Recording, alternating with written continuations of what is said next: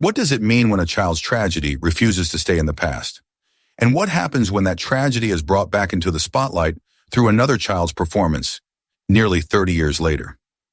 Tonight, we revisit the name JonBenét Ramsey, not to reopen wounds, but to ask a deeper question about memory, responsibility, and how society chooses to tell its most painful stories. In December 1996, America woke up to a nightmare that has never fully ended. JonBenét Ramsey was 6 years old. She lived with her family in Boulder, Colorado, and like many children her age, she was known for her bright smile, her confidence on stage, and her life in children's beauty pageants. On Christmas morning, her mother reported her missing. Hours later, JonBenét was found dead inside the family home. The shock was immediate and overwhelming. A child murdered on Christmas. A crime scene inside what was supposed to be the safest place of all, her own house. From the very beginning, the investigation was complicated, emotional, and deeply public. Law enforcement faced criticism for early mistakes. Evidence was questioned. Media attention exploded, turning a private family tragedy into a national obsession. The official findings confirmed that JonBenét died from head trauma and asphyxiation. Beyond that, certainty became harder to find. DNA evidence did not clearly point to a known suspect. A grand jury later reviewed the case and voted to indict JonBenét's parents on child abuse-related charges, but prosecutors chose not to move forward. Years later, the family was publicly cleared based on DNA analysis, though officials acknowledged that the case itself remained unsolved. And so JonBenét Ramsey became something more than a victim. She became a symbol, a mystery, a name repeated in documentaries, books, and conversations for decades. Yet at the center of it all was still a little girl who never grew up. Fast forward to today. A new generation, far removed from the events of 1996, encounters JonBenét's story in an unexpected way. During a televised dance competition, an 11-year-old girl is assigned a routine inspired by JonBenét Ramsey's life and death. She is told to study the story, to understand the sadness, to perform the emotion. On stage, she dances as a character shaped by tragedy.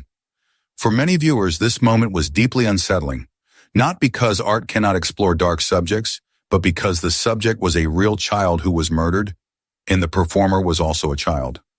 Two childhoods, separated by time, suddenly connected in a way that felt uncomfortable and painful. As the routine ended, the response was not applause, but silence and shock. The young dancer did not win. She was criticized for her performance. Later, she reportedly expressed feeling that she was never good enough. Those words struck a nerve because they echoed something much larger than a single competition. This was no longer just about one dance. It became a reflection of how adults shape the emotional worlds of children and how real tragedy is sometimes reused without fully considering the cost. To understand why this reaction was so strong, we must return to JonBenét herself. She did not choose fame. She did not choose to become a headline or a case file or a cultural reference. She was a child living in a world designed by adults. After her death, that world continued to speak about her, analyze her, and reinterpret her story, often without resolution and sometimes without restraint. The fact that her case remains unsolved adds another layer of sensitivity. There is no verdict, no final chapter. Every retelling feels incomplete, and for many people, deeply frustrating. Without justice, the story feels perpetually open, and that openness can invite exploitation as much as inquiry. The recent performance brought that tension back into focus. Some people saw it as a serious mistake in judgment. Others questioned how such an idea could be approved at all. The concern was not only for JonBenét's memory, but for the emotional well-being of the child asked to embody that pain. This raises a broader issue that goes beyond one show or one routine. Where do we draw the line when real crime becomes performance? When does storytelling cross into harm? And who is responsible for protecting children when adults disagree about what is acceptable? In the world of competitive entertainment, especially when children are involved, emotional pressure is often normalized. Winning matters, standing out matters. But when the material itself is rooted in real violence, the risk increases. Children may not fully understand the weight of what they are asked to portray, Yet they are expected to deliver genuine emotion on cue. For JonBenét's case, the emotional weight is especially heavy. Her image has been circulated for decades, frozen in time. Each retelling risks turning a human life into a symbol and then into a tool. Many people feel that this is not honoring her memory, but reopening it without purpose. At the same time, the discussion reveals something important about society today. There is growing discomfort with how trauma is packaged as entertainment. Audiences are asking harder questions. They are pushing back against the idea that shock alone is meaningful, and they are increasingly sensitive to the voices and vulnerabilities of children. It is also worth noting what this moment is not. It is not a reopening of the murder investigation. It is not an accusation against any individual connected to the original case. The facts remain unchanged.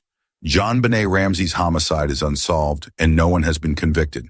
That reality demands restraint, accuracy, and respect. What has changed is how people respond to the way her story is reused. The reaction suggests that public tolerance for certain forms of exploitation is shrinking. There is a clearer recognition that unresolved trauma does not become harmless with time. For families who have lived through loss, this kind of reappearance can feel like a wound reopened. For children placed into emotionally charged performances, the effects may not be visible immediately, but they can linger.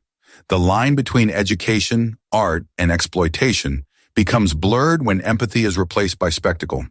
In many ways, JonBenét's story forces us to confront uncomfortable truths about media, about fame, about how easily society forgets that behind every famous case is a real person, and sometimes another child watching, learning, and absorbing messages that adults may not fully control. As we look back nearly 3 decades after that Christmas in Boulder, one thing is clear. JonBenét Ramsey is still not at rest in the public imagination. Her case remains unresolved.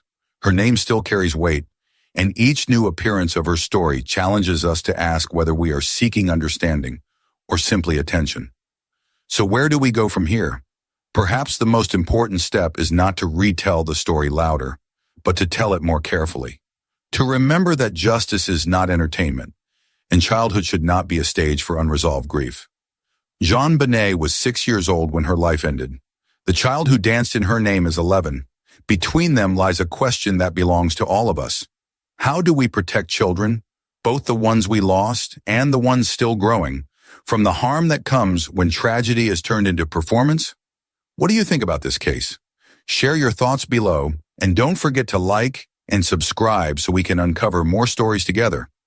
This content is compiled and analyzed based on publicly available information and open discussions.